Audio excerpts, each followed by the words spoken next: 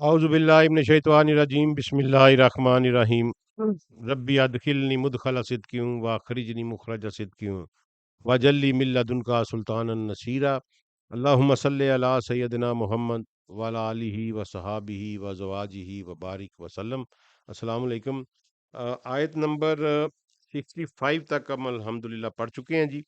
और हमने सबत का वाक़या जो है वो डिटेल में स्टडी किया था। अब आगे चल के एक बड़ा ही मज़ेदार वाक़या आ रहा है और उसकी अभी रेलेवेंस अब मौजूदा दौर में बहुत ज़्यादा है।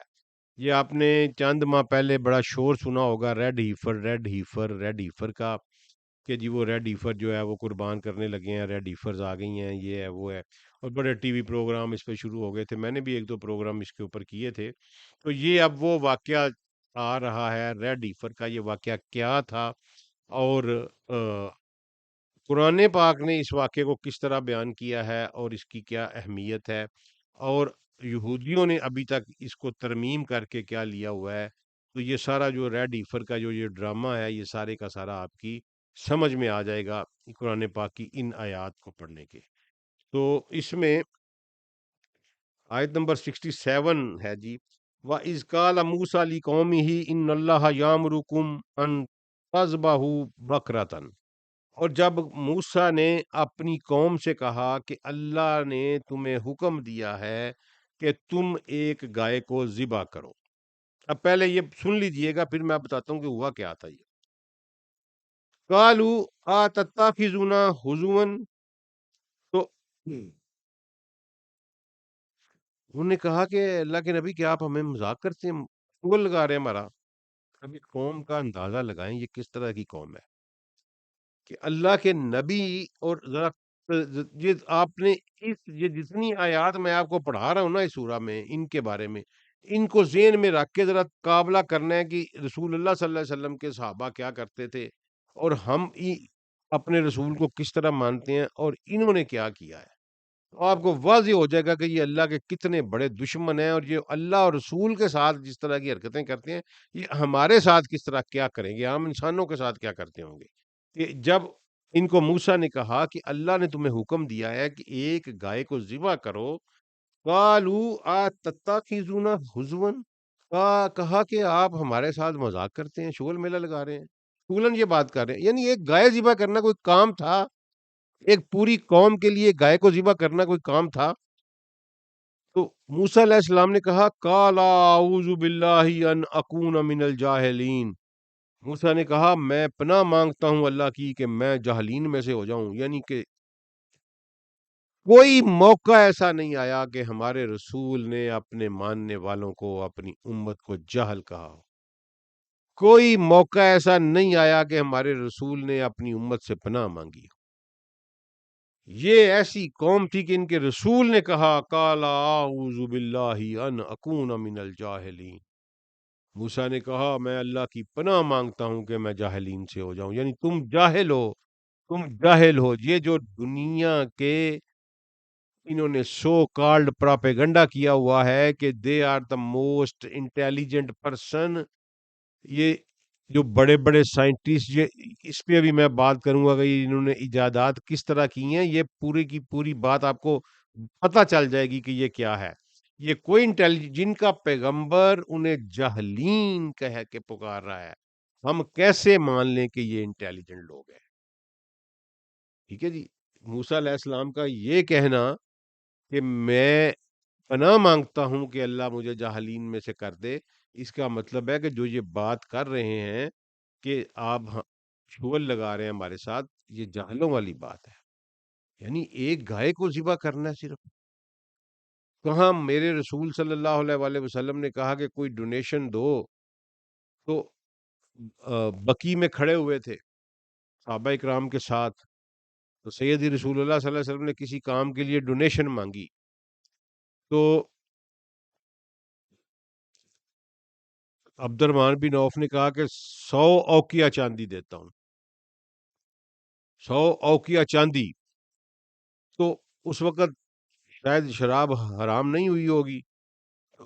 सैयदना उमर ने कहा, अब्दुर्रहमान होश में तो हो, पी तो नहीं हुई?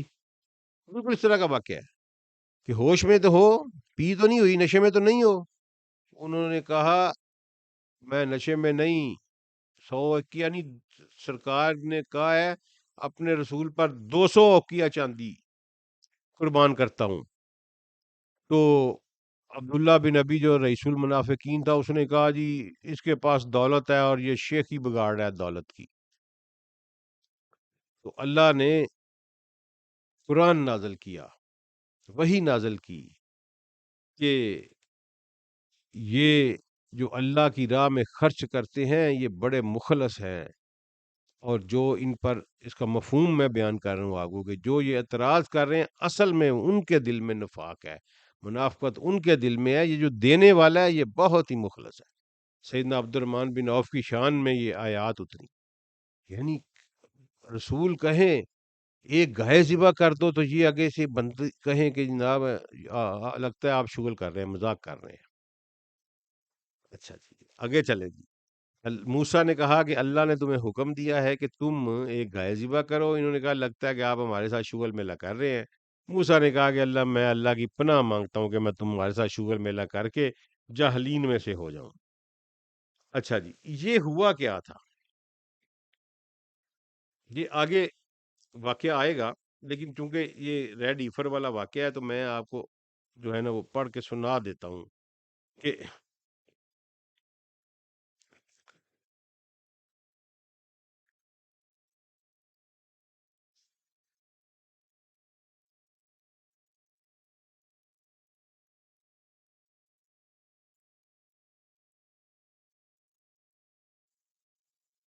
چلیں پہلے آیات پڑھ لیں یا واقعہ بیان کر لیتے ہیں پہلے. یہ ریڈ ہیفر کا جو واقعہ ہے یہ اس طرح تھا کہ بنی اسرائیل میں ایک بندہ تھا اور وہ بہت ہی مالدار تھا، بہت دولت تھی اس کے پاس، اور ایک ہی اس کی لڑکی تھی.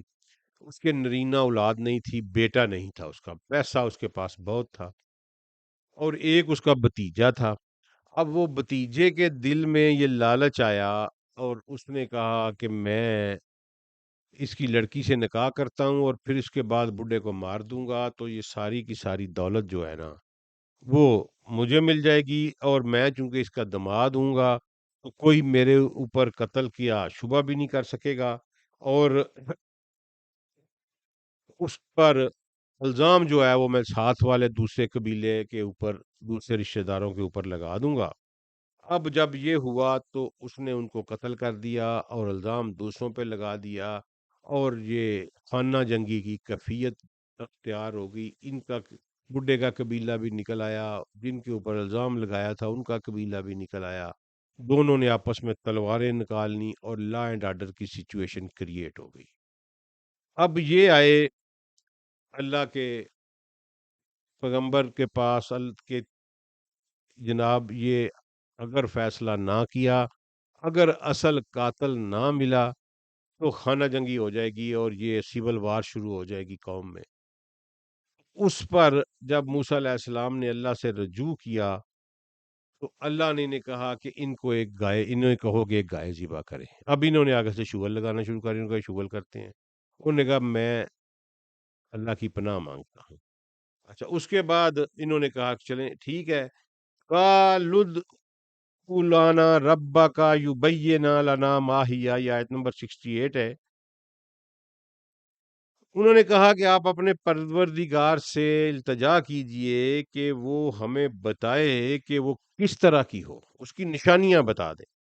قالد اولانا ربا کا یبینا لنا ماہیا، کہ ان کی نشانیاں بتا دے کہ وہ کس طرح کی ہو. اب دیکھیں اگر تو یہ بزرگان دین کہتے ہیں کہ انہوں نے خود اپنے آپ کو مصیبت میں ڈالا، اللہ نے انہیں اتنا حکم دیا تھا کہ ایک گائے ذبح کرو، یہ کوئی سی گائے پکڑتے اور اس کو ذبح کر دیتے، آگے اللہ اگلا حکم دے دیتا. اب انہوں نے چونکہ ان کے دل میں یہاں، اب آپ کو ایک بات راز کی بتاتا چلوں کہ یہ کیوں تردد کر رہے تھے، کیونکہ وہ سامری والا واقعہ یاد کریں، پیچھے قرآن میں ہم نے پڑھا تھا کہ ان کے اندر گائے اور بچڑے کی جو محبت تھی نا وہ سرایت کر چکی تھی، اور اس کے باوجود کہ رسول اللہ کے رسول اور اللہ کا نبی ان کے درمیان موجود تھا، موسیٰ علیہ السلام بھی تھے، سیدنا ہارون علیہ السلام بھی تھے، اور ان کی تمام تر توجہات کے باوجود گائے اور بچڑے کی محبت ان کے دل سے نہیں نکل رہی تھی. تو اللہ نے اس لیے یہاں انہیں کہا کہ اب انہوں نے کہا کہ یہ گائے کو ذبح کرنا پڑ گیا. اس پہ انہوں نے کہا، بہانے بنانے شروع کیے کہ آپ ہمیں اپنے رب سے، پہلے تو کہا کہ آپ مذاق کر رہے ہیں، پھر کہا کہ اپنے رب سے پوچھ کے بتائیں کہ اس کی نشانیاں کیا ہوں. اچھا جی، کالا انہو یقول انہا بکرۃ لا فارض ولا بکر اوان بین ذالک فافعلوا ما تؤمرون. تو کہا، موسیٰ علیہ السلام نے کہا پروردگار فرماتا ہے کہ وہ بیل یا گائے نہ تو بوڑھی ہو اور نہ ہی بہت ینگ ہو، نہ وہ کاو ہو نہ وہ فلی اڈلٹ ہو. اس لیے اس کو ہیفر کہتے ہیں. ہیفر اس گائے کو کہتے ہیں جو جوان ہو چکی ہو لیکن ابھی اس نے بچہ نہ دیا ہو، اس کو ہیفر کہتے ہیں. پہلا بچہ جب دے دے تو وہ کاؤ بن جاتی ہے.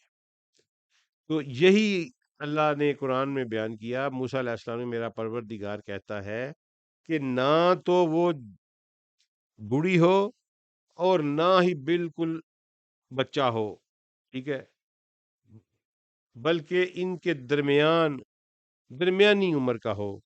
جیسا کہ تم کو حکم دیا گیا ہے ویسا کرو. اب یہاں پھر اللہ نے کہا کہ نہ پڑو ان رولوں میں کہ کیا نشانی ہو. اگر نشانی پوچھی ہے، پھر اللہ نے بڑی سمپل سی نشانی بتا دی کہ نہ بہت بڑی ہو نہ بہت بچہ اٹھا کے، جس کو ہم بچہ کہتے ہیں، چھوٹا سا بچڑا جو ہوتا ہے وہ بچڑا کر لو. درمیانی عمر کی ایک جو گائے ہے وہ کرو.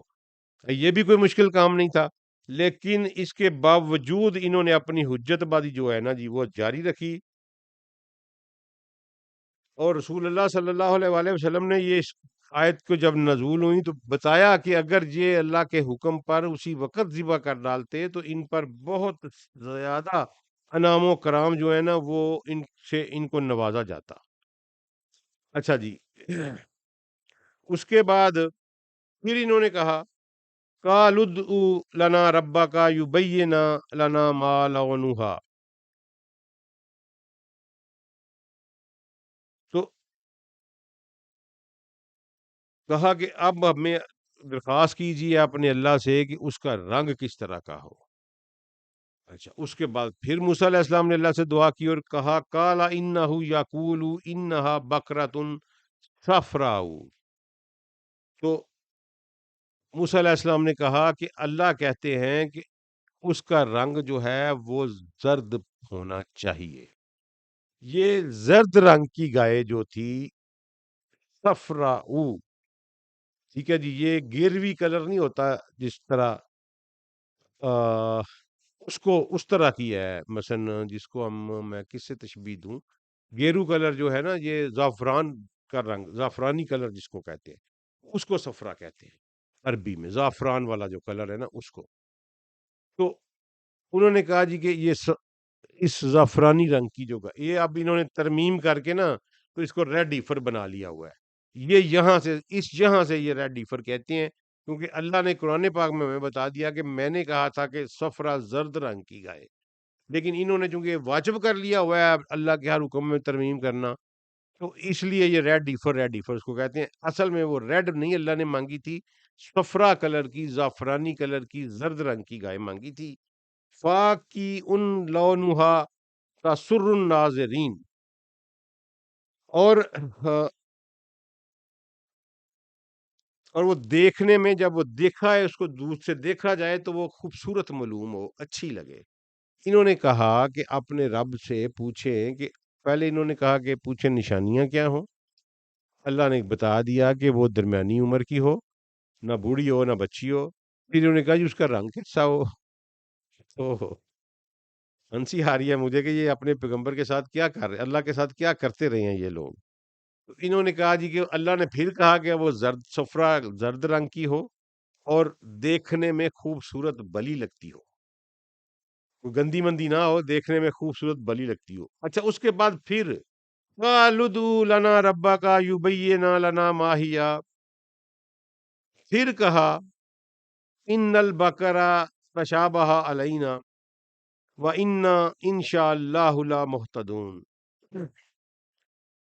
پھر درخواست کیجئے اپنے رب کو کہ ہمیں بتا دے کہ وہ اس کی اور کیا کیا نشانیاں ہیں، کیونکہ ہم جب ڈھونڈنے نکلے ہیں تو جو نشانیاں آپ نے بتائی ہیں تو اس طرح کی تو بہت ساری نشانیاں جو ہیں وہ ہمیں مل رہی ہیں، تو پھر اگر اللہ نے چاہا تو ہو سکتا ہے ہم ٹھیک بات تک پہنچ جائیں، صحیح گائے تلاش کر لیں۔ اب دیکھیں یہ مسئلہ صرف ایک، ان کو حکم دیا گیا ہے ایک گائے کو ذبح کرنے کا، اور ایسی بدبخت قوم ہے، انہوں نے بات کو کہاں تک الجھا دیا ہے کہ اللہ قرآن میں بار بار ہمیں بتا رہے ہیں، کبھی انہوں نے کہا نشانیاں بتائیں، رنگ بتائیں، پھر کہا کہ وہ سمجھ نہیں لگ رہی، بہت ساری اس طرح کی ہیں، کوئی واضح نشانی بتائیں، تو یہاں انہوں نے انشاءاللہ یہ لفظ بول دیا کہ اگر اللہ نے چاہا تو ہم اس کو پا لیں گے، تو رسول اللہ صلی اللہ علیہ وسلم نے فرمایا کہ اس انشاءاللہ کی برکت سے ان سے عذاب ٹل گیا، اور یہ گائے انہوں نے پا بھی لی اور یہ ذبح کرنے پہ رضامند بھی ہو گئے۔ اگر انہوں نے انشاءاللہ نہ کہا ہوتا تو یہ بڑا موقع پیدا ہو چکا تھا کہ ان کو یہاں بھی عذاب دیا جاتا۔ اچھا، اس کے بعد کالا انہ یقول انہا بقرۃ لا ذلول تثیر الارض ولا تسقی الحرث مسلمات لا شیاۃ فیہا قالوا الآن حیط بالحق فذبحوها وما كادوا یفعلون۔ موسیٰ علیہ الصلوۃ والسلام نے کہا کہ اللہ کہتا ہے کہ وہ بیل نہ کبھی اس کو زمین جوتنے کے، زمین کو پھاڑنے کے کام پر لگایا گیا ہو، اور نہ وہ اس کو کبھی کنویں میں جوتا گیا ہو جس سے وہ کھیتی کو پانی دیتی ہو، یعنی ایک ایسی ہی فر ہو جو ینگ ہو، زرد رنگ کی ہو، زعفرانی کلر کی ہو، اور اس کو نہ اس سے مشقت نہ لی گئی ہو، اس سے نہ ٹلٹنگ آف سائل کروائی گئی ہو، نہ وہ فیچنگ آف واٹر کروایا گیا ہو، یعنی نہ وہ ہل میں جوتی گئی ہو، نہ وہ کنویں میں جوتی گئی ہو، اور اس سے کوئی مشقت نہ لی گئی ہو، اور اس کی جسم پر کسی قسم کا کوئی داغ بھی نہ ہو۔ کہنے لگے کہ اب تو ہم سب باتیں آپ نے ہمیں بتا دی ہیں، تو بڑی، اللہ کہتے ہیں کہ بڑی ہی مشکل سے انہوں نے بیل کو ذبح کیا، گائے کو ذبح کیا، وہ ایسا کرتے معلوم نہیں ہوتے تھے، وَمَا كَادُوا يَفْعَلُونَ، وہ لگتے نہ تھے، اس کے قریب جاتے ہوئے بھی نہیں محسوس ہوتے تھے، بڑی مشکل کے ساتھ انہوں نے اس بیل کو ذبح کیا۔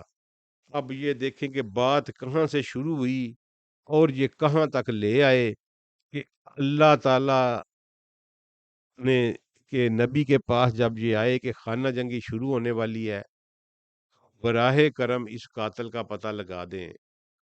اللہ کے نبی نے اللہ سے رجوع کیا، اللہ نے کہا کہ گائے ذبح کرو، یہ وہیں گائے ذبح کر دیتے تو بات آگے چل پڑتی۔